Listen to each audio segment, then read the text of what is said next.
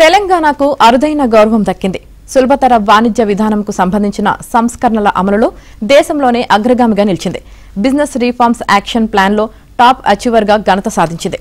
ఇందుకు సంబంధించిన అవార్డును తెలంగాణ రాష్ట్ర ప్రత్యేక ప్రధాన కార్యదర్శి సంజయ్ కుమార్ న్యూఢిల్లీలో మంగళవారం జరిగిన కార్యక్రమంలో కేంద్ర వాణిజ్య పరిశ్రమల శాఖ మంత్రి పీయూష్ గోయల్ చేతుల మీదుగా స్వీకరించారు. బిజినెస్ ఎంట్రీ, నిర్మాణ అనుమతుల ప్రక్రియ, సేవారంగం, భూ పరిపాలన విభాగాల్లో అమలు చేసిన సంస్కరణలకు గాను రాష్ట్రానికి ఈ అవార్డు దక్కింది.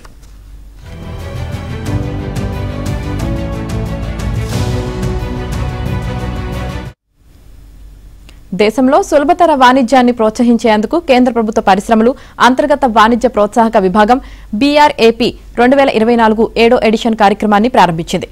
కార్మిక చట్టాలు, భూ పరిపాలన, ఆస్తుల రిజిస్ట్రేషన్, పెట్టుబడి అవకాశాలు, పర్యావరణ అనుమతులు లాంటి 434 అంశాలకు సంబంధించిన సంస్కరణలను ఈ కార్యక్రమంలో భాగం చేసింది.